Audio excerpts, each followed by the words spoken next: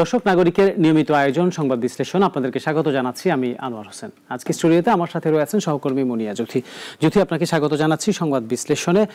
জ্যোতি, আপনি জানেন যে আমরা এখানে নিয়মিত আলাপ করে থাকি প্রতিদিনকার ঘটে যাওয়া নানা ঘটনা, নানা সংবাদ এবং সেটার ভেতরকার খবর দর্শকদেরকে জানানোর চেষ্টা করি। আজকেও তার ব্যতিক্রম নয়। আজকে আমরা আলোচনা করব ডাকসু নির্বাচন নিয়ে। ডাকসু নির্বাচন আগামী 9 সেপ্টেম্বর অনুষ্ঠিত হতে যাচ্ছে এবং এর মধ্যে মনোনয়নপত্র সংগ্রহ করার এবং জমা দেওয়ার সময় সম্ভবত শেষ হয়ে গেছে। আপনি নিশ্চয়ই, আপনি যেহেতু লম্বা সময় ধরে শিক্ষাবৃত্তি কাবার করছেন, সে জায়গা থেকে আপনি জানেন যে আসলে ডাকসু গঠিত হওয়ার পর থেকে এই পর্যন্ত 37 বারের নির্বাচন হচ্ছে। তার মধ্যে হচ্ছে যেটি অর্থাৎ স্বাধীনতার পর এই পর্যন্ত 8 বার হচ্ছে ডাকসু নির্বাচন অনুষ্ঠিত হয়েছে এবং মধ্যখানে প্রায় 19 বছরের মতো এই ডাকসুতে কোনো নির্বাচন ছিল না। এটি ডাকসু অনেক বেশি গুরুত্বপূর্ণ ছাত্র আন্দোলন, ছাত্র রাজনীতি কিংবা হচ্ছে বাংলাদেশের যে জাতীয় রাজনীতি, সেটাতেও ডাকসু খুব অনেক বেশি প্রভাব বিস্তার করে থাকে। এবার নির্বাচনটি, আমার প্রশ্ন হচ্ছে যে অন্যান্য সময় তো দলীয় সরকারের অধীনে বেশিরভাগ সময় নির্বাচন হয়েছে, এবার যেহেতু দলীয় কোনো সরকার নেই, এই নির্বাচনটি আসলে কেমন হবে? একটু কি আপনার কি মনে হচ্ছে নির্বাচনটি অন্যান্য নির্বাচনের চেয়ে কিছুটা ব্যতিক্রম হবে, বা দলীয় সরকার যেহেতু নেই তাহলে দলীয় যে ছাত্র সংগঠন থাকতো তারা আসলে অনেক বেশি সুযোগ পাওয়া, সুবিধা পাওয়া এই ব্যাপারটি সম্ভবত পাবে না? ধন্যবাদ আনোয়ার। আমি আসলে যেমনটি প্রশ্ন করেছেন আপনার শুরুই বলতে চাই যে এবার আসলে কোনো দলীয় সরকার নেই এবং তাদের আধিপত্য বিস্তারের সেই সুযোগটি নেই এবং এবারের নির্বাচনে এটি আসলে ব্যতিক্রম চিত্র। সেটি হচ্ছে যে বিগত সময়গুলোতে আমরা সবসময় লক্ষ্য করতাম কোনো একটি দলীয় সরকার আসলে ক্ষমতায় থাকে, তাদের সহযোগী সংগঠনগুলো সেখানে প্রতিদ্বন্দ্বিতা করে এবং সম্ভবত সেই দল থেকেও একজন নির্বাচিত হয়। আর তার থেকেও মজার ব্যাপার হচ্ছে যে যারা আসলে সরকার পক্ষের সমালোচনা করে বা বিরোধিতা যারা থাকে তাদের মধ্য থেকেও যে কোনো একটি বড় পদ, ভিপি বা জিএস কেউ একটা আসলে নিয়ে নেয়, শুধুমাত্র তারা সরকারি দলের বিরোধিতা করেছে বলেই সেই জায়গা থেকে। তো সেই জায়গা থেকে একটি পদ অবশ্য সরকার দলীয় সহযোগী সংগঠনগুলোর কেউ মানে একদম বিনা প্রতিদ্বন্দ্বিতায় পেয়ে গেলেও বাকি যে পদটি নিতে হয় ভিপি বা জিএস, সেখানে কিন্তু তাকে একেবারে হাড্ডাহাড্ডি লড়াই করতে হয়। সেইখানে কিন্তু তাকে একটি প্রতিযোগিতার মধ্যে দিয়ে আসতে হয়, যেই প্রতিযোগিতা আসলে সরকার দলীয় সহযোগী সংগঠনের ব্যানারে যারা আসলে করে থাকতো তাদেরকে করতে হতো না। এবারে নির্বাচনে কিন্তু লক্ষ্য করবেন যে কোনো দলীয় সরকার নেই, অন্তর্বর্তী সরকারের অধীনে নির্বাচনটি হচ্ছে এবং সেই জায়গায় কিন্তু যে প্রভাব থাকতো সেটি আসলে থাকবে না। একদম প্রত্যক্ষ এবং পরোক্ষ সেই প্রভাব কিন্তু এই নির্বাচনে কোনোভাবেই পরিলক্ষিত হবে না। সেই জায়গা থেকে কিন্তু এটি একমাত্র ব্যতিক্রম চিত্র। তাছাড়াও আপনি দেখবেন যে এবারে নির্বাচনে সময়সীমা বৃদ্ধি করা, তারপরে হচ্ছে কয়েকটি পদের সংখ্যা বৃদ্ধি করা, ভোটার তালিকায় আরো নতুন করে কিছু সংযোজন বিয়োজন করা, সেই ব্যাপারগুলো কিন্তু একটু কাঠামোগত ভিন্ন চিত্র উপস্থাপন করে। আরেকটি ব্যাপার, যেটি প্রতিযোগিতাটি আসলে কেমন হবে বলে আপনার কাছে মনে হচ্ছে এবার এই ডাকসু? বিগত সময়গুলোতে আমরা লক্ষ্য করতাম যে প্রতিযোগিতা অনেকে ভেতরে চাইলেও ফেয়ার হবে না এটা ভেবে করতে চাইতো না, বা অনেকে দেখতাম যে কিছু কিছু পদ ফাঁকা রয়ে গেছে বা আগ্রহ দেখাচ্ছে না। এবারে কিন্তু আপনি দেখবেন যে একটি পদের বিপরীতে কতগুলো প্রার্থী রয়েছে এবং প্রত্যেকটা দলই কিন্তু তাদের আসলে প্যানেল ঘোষণা করেছে, কেউ কেউ কয়েকটি দল মিলে একটি প্যানেল ঘোষণা করেছে। এরকম কিন্তু বিভিন্ন কৌশলগত অবস্থান দেখেছে এবং তার মধ্যে আমরা শুধুমাত্র একটাই বোধহয় কেস দেখলাম যে তন্নি অর্থাৎ জুলাই যোদ্ধা যে মেয়েটি রয়েছে তার জায়গায় নতুন করে কোন দল তার বিপরীতে কিন্তু কোনো প্রার্থী ঘোষণা করেনি। এটি আসলে ছাত্রদল বলেন, বাকছাস বলেন, কেউই আসলে করেনি। এটি একমাত্র ব্যতিক্রম। কিন্তু এর আগে দেখেছে যে শুধুমাত্র অনাস্থা এবং অনীহার কারণে কিন্তু অনেক পদ ফাঁকা রয়ে গেছে, সেখানে কেউ আসলে কম্পিট করতে চায়নি। আপনি অনাস্থা এবং অনীহার কথা বলছিলেন, সেই প্রেক্ষাপটে যদি বলি, সেটি হচ্ছে এবারও তো পাল্টাপাল্টি অভিযোগ করছেন একটি দল আরেকটি দলের বিরুদ্ধে, বা একটি ছাত্র সংগঠন আরেকটি ছাত্র সংগঠনের বিরুদ্ধে। যেমন ছাত্রদল অভিযোগ করেছিলেন, আবার ছাত্রদলের বিরুদ্ধেও পাল্টা অভিযোগ করেছিলেন।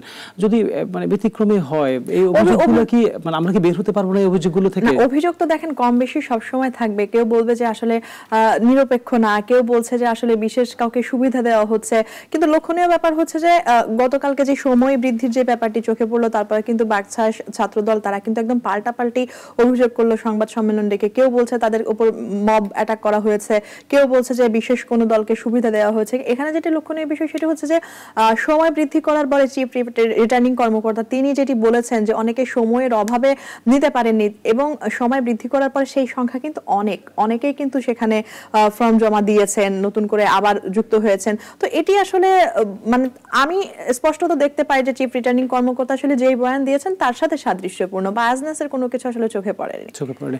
আর আপনার কি মনে হয়েছে যে আসলে এবারে নির্বাচন, আমি প্রথমেই বলেছিলাম যে কেন ব্যতিক্রম মনে হচ্ছে আপনার কাছে, যে দলীয় যে ছাত্র সংগঠন থাকে তারা আসলে তাদের ব্যানারে নির্বাচন করে। এবার কি এরকম কোনো কিছু মানে ঘুরছে কিনা? যদিও বলাই হচ্ছে ছাত্র শিবিরকে আমরা যতই তারা হচ্ছে কোনো একটি ট্যাগলাইন দিয়ে নির্বাচন করুক, বা আমরা যেমন আমরা জানি যে সম্মিলিত পরিষদ বা অমুক পরিষদ এভাবে নির্বাচন করুক, তারপর আমরা বলি যে এটি ছাত্র দল, এটি ছাত্র শিবির, এটি বাকছা, সেভাবে বলছি। কিন্তু তারপরেও কি আসলে এবার এরকম হচ্ছে কিনা যে যেমন ছাত্র দলের ব্যানারে নির্বাচন করছে, বা বাকছাস হচ্ছে তারা হচ্ছে নতুন কোনো এরকম কোনো কিছু হচ্ছে কিনা? গতকালকে থেকে আমরা দেখেছি, আমরা খুব বেশি করে নারী প্রার্থী যিনি রয়েছেন উমামা ফাতেমা, তাকে কিন্তু চিনি। তিনি কিন্তু পূর্ণাঙ্গভাবে কোনো প্যানেল ঘোষণা করেননি, তিনি কিন্তু বলছেন যে তিনি স্বতন্ত্র। একই সাথে বাম সংগঠনের কয়েকটি দল, তিনটি মিলে তারা একটি প্যানেল ঘোষণা করেছে।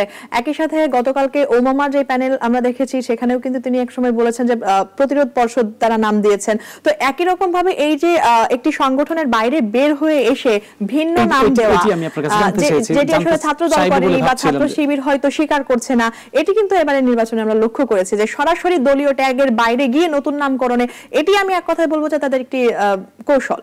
কেন ডাকসু এত বেশি গুরুত্বপূর্ণ?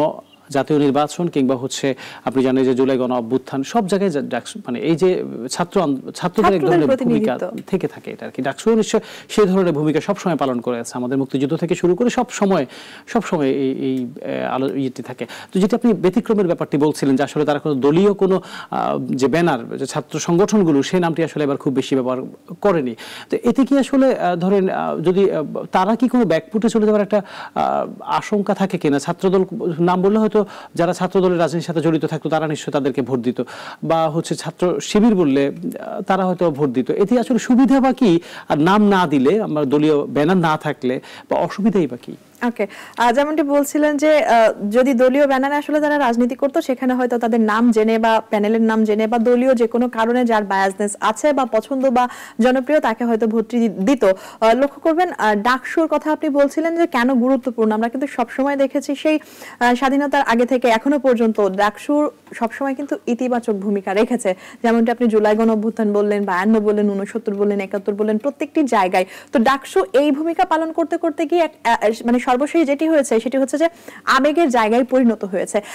একই সাথে বলছিলেন যে জনপ্রিয়তার কারণে বা দলীয় ব্যানারে যদি আসলে তারা নির্বাচন করতো সেই ক্ষেত্রে তাদেরকে যারা চিনতো তারা হয়তো ভোট বেশি দিত বা বেশি ভোট পেত, সবার কাছে স্পষ্টতা বেশি প্রকাশ পেত। কিন্তু তার থেকেও এবারের নির্বাচনে, অর্থাৎ আপনার নির্দলীয় তত্ত্বাবধায়ক সরকারের অধীনে যেই নির্বাচনটি হচ্ছে সেইখানে হচ্ছে আপনার যেটি লক্ষণীয় ব্যাপার, সে নরমালি এই যে আপনার ব্যানার বা এই যে ট্যাগ, এই ট্যাগের থেকে বেশি ইম্পর্টেন্ট হচ্ছে ব্যক্তি ইমেজ। যেমন ধরেন আপনি উমামা ফাতেমার কথা বলেন, যেমন আপনি সানজিদা তন্নির কথা যদি বলেন, তাদেরকে কিন্তু শুধুমাত্র অ্যাজ এ হিউম্যান বিং তারা কেমন, মানুষ হিসেবে তারা কেমন, এবং তাদের হাতে নেতৃত্ব আসলে তারা কি ভূমিকা রাখতে পারে, কি কি ভালো কাজ উপহার দিতে পারে, সেটার উপর ভিত্তি করে কিন্তু তারা যে কয়টি ভোট পাবে, সেক্ষেত্রে XYZ সামথিং যা কিছু হতে পারে না কেন।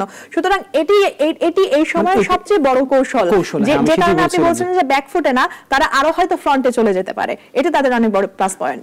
আরেকটি প্রশ্ন, সেটা হচ্ছে এবার তো আপনার যে আমরা সহসভাপতি বলি বা যে পদটি সবচেয়ে কাঙ্ক্ষিত যে পদ, এই পদে অনেকজন নির্বাচন করছেন। এই পদটিতে আসলে প্রতিযোগিতা কেমন হবে বলে আপনার কাছে মনে হচ্ছে? এবারে যতজন আসলে আলোচনায় ছিল, জুলাই গণ অভ্যুত্থান দিয়ে শুরু করব, আমি উমামা ফাতেমা থেকে শুরু করি, আমি অন্যান্য আর যাদের নাম বলবো না কেন, সেই জায়গা থেকে তারা আসলে এখনো পর্যন্ত 10 জন খুব স্পষ্টভাবে খুবই আলোচনায় আছে। এর মধ্যে আমি জানি না শেষ পর্যন্ত কি হবে, যেহেতু এখনো পর্যন্ত প্রার্থীরা বাতিলের সময় রয়েছে, কেউ আসলে পিছিয়ে যাবেন কিনা, হাড্ডাহাড্ডি লড়াই হবে। কারণ এই মুহূর্তে থেকে আমরা কিন্তু লক্ষ্য করি যে যারা আসলে পূর্ণাঙ্গ প্যানেল ঘোষণা করেছেন, ছাত্রদল বলেন, আপনি ছাত্র শিবির বলেন, তারা কিন্তু পাল্টাপাল্টি অভিযোগের জায়গায় এবং তাদের স্ট্র্যাটেজিক যে পয়েন্টগুলো ছিল সেখানে কিন্তু আত্মপ্রকাশ করতে শুরু করেছে, সেই ধরনের কথা বলছে বা নিজেদের প্রচারণা চালানোর জন্য যে পদক্ষেপ নেওয়ার কথা ছিল সবই কিন্তু করছে, এবং সবাই কিন্তু বলছে যে এই কারণে আসলে ওরা সামনে আসতে পারে। যদিও স্পষ্ট নয়, তবে অনেকেই কিছুটা ধারণা করছে যে কম্পারেটিভলি কারা আসলে একটু এগিয়ে থাকতে পারে, সেটা তাদের ব্যক্তিগত ইমেজের কারণে। আরেকটি ব্যাপার, সেটা হচ্ছে আপনি জানেন যে 19 বছরের মতো আসলে স্বাধীনতার পরে ডাকসু নির্বাচন হয়নি। দলীয় সরকারগুলো সবসময় বেশিরভাগ সময় চেয়েছে, গড়িমসি করেছে ডাকসু নির্বাচন না দিতে। এবারও যখন হচ্ছে ডাকসু নির্বাচনের কথা বলা হচ্ছিল, তখন প্রধান রাজনৈতিক দলগুলো বলছিল যে আসলে এই মুহূর্তে ডাকসু নির্বাচন মানে খুব বেশি প্রয়োজন নেই। তারপরে হচ্ছে অন্তর্বর্তীকালীন সরকার বলেন বা বিশ্ববিদ্যালয় প্রশাসন প্রশাসন বলেন, তারা কিন্তু সেই নির্বাচনের দিকে এগিয়ে গেছে। এটি মানে কেন তারা কি এই ভয়টা কেন পেত তারা আসলে? এটি কি আপনার মানে একটু ধারণা দিতে পারবে যে দলীয় সরকার বেশিরভাগ সময় চেয়েছে আসলে এই ডাকসু দলীয় নির্বাচন? সরকার সব সময় চেয়েছে যে যতগুলো 18 পদ থাকলে 18 পদের মধ্যে আমার ক্যান্ডিডেট থাকা লাগবে, 18 পদে আমাকে জয়ী হতে হবে। কিন্তু আমি ডাকসুর কথা দিয়ে আপনাকে বলছিলাম এখনো পর্যন্ত শুধুমাত্র ডাকসু নির্বাচনকে কেন্দ্র করে খুবই রেয়ার যেখানে ভিপি এবং জিএস এবং এজিএস আমি পরে যাব, এই ইম্পর্টেন্ট ভাইটাল দুটি পোস্টে দুটি আসলে দলীয় সরকারের অধীনে বা তাদের কোনো ক্যান্ডিডেট নিতে পেরেছে। এই এক্সাম্পল কিন্তু খুবই রেয়ার আছে, কেননা এখানে সবসময় ওই যে বললেন যে তারা অনেক বেশি সচেতন থাকে। যারাই সরকারের সমালোচনা করে সেক্ষেত্রে একজন যদি আপনার জিএস হবে, ভিপি যে সরকারের সমালোচনা করবে সে হবে, জিএস যে সরকারের সমালোচনা করবে সেই হবে, এমনটা উদাহরণ তো আছে। গেল সরকার দেখেছি, হ্যাঁ গেল সরকারের সময় কিন্তু আমরা যখন গণ অধিকার পরিষদে যে ছিল যে নুরুল হক নুরু তিনি নির্বাচিত হয়েছিলেন। অবশ্যই শিক্ষিত সমাজ, আমাদের তরুণ সমাজ আমরা আলাপ করব। সম্ভবত শিক্ষার্থীরা অনেক বেশি সচেতন, তারা এই জন্য হচ্ছে যে ব্যক্তিটি আসলে খুব ভালো করবে তাকে আসলে নির্বাচিত করতেছে। আবার সরকারও নিশ্চয় ঢাকা বিশ্ববিদ্যালয় বা ডাকসুর মতো জায়গায় নেতৃত্ব হারাতে চাইতেন না বলে মনে হয় তারা নির্বাচন নিয়ে। আপনি বলছিলেন যে তারা আসলে তার ভয়টা আসলে কোথায় পেত? প্রথম কথা হচ্ছে যে তারা সমালোচনাকে নিতে পারতো না, সেটি ইতিবাচক হোক আর নেতিবাচক হোক। এখন আপনি একটা ভালো কাজ করছেন বা ছাত্রদের জন্য কোনো একটি পদক্ষেপ নিয়েছেন, সেটি নিয়ে আসলে আপনি চাপিয়ে দিচ্ছেন, তাদের আসলে মতামত নিচ্ছেন না বা কথা বলার মতো কোনো জায়গা আপনারা রাখছেন না। কিন্তু বরাবরই ছাত্র রাজনীতি সূতিকাগার বলেন, আপনি যে কোনো কিছুই বলেন না কেন, যে ঢাবিকে তো ছাত্র রাজনীতির আতুরঘর বলা হয়, সেটা যে কোনো জায়গা থেকে আমরা বড় বড় জাতীয় নেতা পেয়েছি, আমরা শিক্ষাঙ্গনে যারা আসলে সবচেয়ে ফ্রন্ট লাইনে থাকে, যারা একদম লিডিং পজিশনে থাকে তাদেরকে সেখান থেকে পেয়ে থাকি, এবং এটি আসলে সেন্ট্রাল পজিশন, যে কারণে এই জায়গাগুলোতে কোনো কিছু হলে সেটি সবার আসলে নজর কাড়ে, মানে পুরো নেশনটাকে নাড়িয়ে ফেলে। জুলাই গণ অভ্যুত্থানে তো আমরা দেখেছি। তো সেই জায়গা থেকে তারা আসলে সবসময় মনে করতো এখানে একটা কিছু হলে বোধহয় সেটি সবার নজরে পড়ে যাবে, যে কারণে সবসময় তাদেরকে একটু দাবিয়ে রাখা বা একটু অ্যাভয়েড করে যাওয়া, সেই চেষ্টাটা কিন্তু তারা করতো যে কোনো সরকারি। আর ছাত্রছাত্রীরা তো নিশ্চয় অনেক বেশি সচেতন, তারা নিশ্চয় দলীয় সরকার যদি অনেক বেশি অন্যায় অনেক বেশি অত্যাচার করলে নিশ্চয় তার প্রভাব সেই ভোটে পড়ে। ছাত্র জেনে শুনে বুঝেই হচ্ছে তারা যেমনটি বলছিলাম যে স্রোতের সাথে আসলে তাল মিলিয়ে চলার থেকে যারা স্রোতের বিপরীতে থাকে বা যারা তাদের সমস্যাগুলো নিয়ে কথা বলে তাদের জনপ্রিয়তা কিন্তু ক্যাম্পাসগুলোর মধ্যে অনেক বেশি থাকে। ডাকসু থেকে তো নির্বাচিত প্রতিনিধিরা ঢাকা বিশ্ববিদ্যালয় প্রশাসন বা সিনেটে তারাও মানুষ সম্ভবত 5 জন প্রতিনিধি তারা থাকতে পারেন, তারাও ভালো ভূমিকা রাখতে পারেন চাইলে আর কি। যদি আরেকটি খুবই গুরুত্বপূর্ণ প্রশ্ন আমার কাছে মনে হয়, আপনার কাছে কি মনে হয় জানি না, সামনে জাতীয় নির্বাচন আসবে, এই অন্তর্বর্তীকালীন সরকারই জাতীয় নির্বাচনটি করবেন, তার আগে হচ্ছে যদি বিশ্ববিদ্যালয় প্রশাসনই ডাকসু নির্বাচন করছেন কিন্তু ক্ষমতার কেন্দ্রে তো রয়েছে আসলে অন্তর্বর্তীকালীন সরকার, এটি কি আসলে এই নির্বাচনটি সুষ্ঠু হওয়া যেহেতু খুবই গুরুত্বপূর্ণ ডাকসু খুব হওয়া বা না হওয়ার উপর কোনো মেসেজ কি আসলে বহন করে যে আগামী আমাদের জাতীয় নির্বাচন কেমন হবে, বা এটি কি আসলে এই সরকারের জন্য অন্তর্বর্তীকালীন সরকারের জন্য একটি চ্যালেঞ্জ কিনা যে সুষ্ঠু নির্বাচন করে একটি বার্তা দেয়া যে আসলে আমরা সামনে যে নির্বাচন হবে আর আরেকটি কথা, হ্যাঁ সেটি বলতাম অন্যান্য বিশ্ববিদ্যালয়গুলোতেও তো নিশ্চয় নির্বাচন সেটা শুধু আসলে ডাকসু নির্বাচন নিয়ে না, আমি এক কথায় বলবো ডাকসু রাকসু জাকসু মানে শিক্ষাঙ্গনে যতগুলো নির্বাচন হবে সেটির একটা ইম্প্যাক্ট কিন্তু জাতীয় নির্বাচনে গিয়ে পড়বে। কারণ তরুণ সমাজ বা আমরা শিক্ষিত তরুণ যাদের উপর আসলে ভর করে এই সারা বাংলাদেশের মানুষ একটি এত বড় বিপ্লবে কিন্তু সাড়া দিয়েছে এবং তারা কিন্তু জয়ী হয়েছে, সেই জায়গা থেকে এটি অনেক বড় ভূমিকা রাখবে। কেননা এখানে যদি ফ্রি অ্যান্ড ফেয়ার সবকিছু আপনি উপহার দিতে পারেন তাহলে কিন্তু আগামী নির্বাচন কেমন হবে তার উপর একটি মেসেজ আপনি পেয়ে যাবেন, বা আপনি প্রাইমারি ধাপে যে সফল হলেন সেটি কিন্তু আপনি দেখাতে পারবেন। আর যদি উল্টো হয়, অনেক বেশি অভিযোগ থাকে বা তখন আসলে তখনও সেটা বার্তা যাবে যে অন্তর্বর্তীকালীন সরকার ছোট একটি নির্বাচন, মানুষজন বলে যে আপনি নিশ্চয় জানেন যে পাথর চুরি ঠেকাতে পারেননি, তাহলে আসলে নির্বাচন চুরি কিভাবে ঠেকাবেন। নিশ্চয় ডাকসু বা যেটি বলেন সেটিতেও নিশ্চয় এরকম একটা বার্তা যাবে অন্তর্বর্তীকালীন সরকারের কাছে।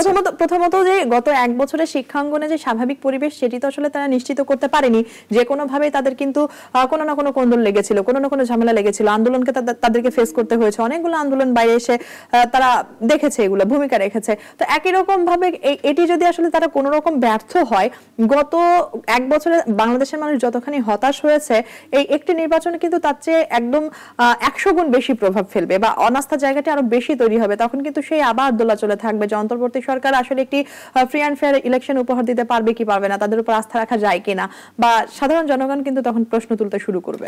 আর আরেকটি ব্যাপার, সেটি হচ্ছে ধরেন বিশ্ববিদ্যালয় প্রশাসন বলেন বা সেখান থেকে নির্বাচন কমিশন গঠন করা হয়েছে, বা তাদের আসলে শুধুমাত্র ফেয়ার নির্বাচন করা এটি তো একটি চ্যালেঞ্জ, অবশ্যই চ্যালেঞ্জ। এর বাইরে আর কোনো চ্যালেঞ্জ আছে কিনা তাদের জন্য? আপনি তো অনেক দেখেছেন বা অনেক ঘুরেছেন বিশ্ববিদ্যালয় অঙ্গনে, যে ফেয়ার ইলেকশন করা। প্রশাসনের উপর বিভিন্ন রাজনৈতিক দলগুলোর একটা অদৃশ্য চাপ কিন্তু সবসময় থাকে। শুধুমাত্র দলীয় সরকার থাকলে যে থাকবে, আপনি প্রশাসনের কথা বলছেন, সেখানে তো সরাসরি শিক্ষকরা যুক্ত এবং শিক্ষকদের মধ্যে বিভিন্ন ধরনের পলিটিক্স রয়েছে, বিভিন্ন দল করে থাকেন। তখন কিন্তু তারা সবসময় বায়াসড করতে চেষ্টা করেন যে আমার পক্ষে আসলে যারা আছে তাদের ক্ষেত্রে একটু বিশেষ সুবিধা দেওয়া যায় কিনা, একটু সুযোগ দেওয়া যায় কিনা। যেমনটি আসলে যখন শিবির তাদের প্রচারণা চালাচ্ছিল, তখন কিন্তু অভিযোগ তুলেছিল যে রাতের বেলা হলগুলোতে যখন তারা গিয়ে প্রচারণা চালাচ্ছে, রাত 12টার পরে এন্ট্রি নেওয়ার সুযোগ, এটা কিন্তু আসলে হল প্রভোস্ট তাদের সবার নজরে হচ্ছে, বা হাউস স্ট্রিটে যারা রয়েছেন তারা কিন্তু দেখছেন, বলছেন এই যে রুলস ব্রেক করা হচ্ছে, সেখানে কিন্তু তারা কথা বলছেন না, এটি কিন্তু নজরে এসেছিল। এখন যদি আপনার দলের কেউ আসলে এই সুযোগটি নিয়ে প্রচারণা চালায়, আপনি তাকে সমর্থন দিচ্ছেন, এখানে কিন্তু সরাসরি আপনি ক্যান্ডিডেটকে সমর্থন দিচ্ছেন, তাদের যারা অনুসারী আছে তাদেরকে সমর্থন দিচ্ছেন, আবার প্রশাসনকেও আপনি সামহাও ইশারা ইঙ্গিতে একটু চেপে যাওয়ার জন্য বলছেন। বিশ্ববিদ্যালয়ে তো এটা আছে, আমরা জানি সাদা দল, নীল দল বা হচ্ছে শিবির সমর্থিত দল।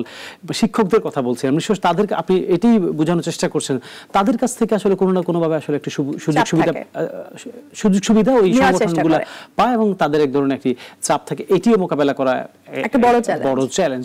ফেয়ার ইলেকশন করা যেমন চ্যালেঞ্জ, এটি একটি চ্যালেঞ্জ। আবার আরেকটি প্রশ্ন, সেটি হচ্ছে শিক্ষার্থীদের মধ্যে আসলে এই ডাকসু নিয়ে আসলে উৎসাহ উদ্দীপনা আপনি কেমন দেখেছেন? আপনি তো গত পরশুদিনও শুরুতে আমি যেমন বলছিলাম যে ডাকসু কিন্তু একটি আবেগের জায়গা হয়ে গেছে। অনেকে বলছিলেন যে আমরা কোনো দলীয় কোনো সংগঠন চাই না, বা কোনো আসলে মাদার সংগঠনের সহযোগী সংগঠন চাই না, লেজুর ভিত্তিক ছাত্র রাজনীতি চাই না, ডাকসু চাই, একটি কমন প্ল্যাটফর্ম চাই, যেখানে আসলে কোনো রকম ব্যানার ছাড়া সবাই কাজ করবে বা স্বতন্ত্র জায়গা থেকে সবাই কাজ করবে। এ কারণে আপনি কিন্তু দেখবেন যে বিভিন্ন সংগঠনগুলোকে তারা কিন্তু তাদের দলীয় ব্যানার ছেড়ে বাইরে বের হয়ে এসে ভিন্ন নাম দিয়ে কিন্তু তারা রাজনীতি করছে, প্যানেল ঘোষণা করেছে। সেই জায়গা থেকে এই জিনিসটা কিন্তু একটু ভূমিকা রাখে, একটু ইতিবাচক ভূমিকা রাখে, যে তারা তাদের উপর ভরসা করতে পারছে। একই সাথে যদি সহযোগী সংগঠনগুলো, যেগুলো আমরা আসলে বলছি, সেই রাজনৈতিক দলগুলো, সেই সংগঠনগুলো যদি এটাকে কৌশল হিসেবে ব্যবহার করে, সেটি কিন্তু আসলে যারা সাধারণ শিক্ষার্থী রয়েছে তাদের সাথে এক ধরনের প্রতারণা হয়ে যায়। সুতরাং জানি না আসলে তাদের বিশ্বাস বা আস্থার জায়গাটি আসলে কতটুকু তারা রাখতে পারবে। যদি আমরা একেবারে শেষ পর্যায়ে চলে এসেছি, আজকের মতো বিদায় নিতে হবে। নিশ্চয় অন্য কোনো দিন আবারও আলাপ করবো অন্য কোনো টপিকস নিয়ে বা আরো যে সংবাদগুলো প্রতিদিন ঘটে সেটি নিয়ে। দর্শক নাগরিকের নিয়মিত আয়োজন সংবাদ বিশ্লেষণ আজকের মতো এখানে শেষ করছি। সাথে থাকার জন্য সবাইকে ধন্যবাদ।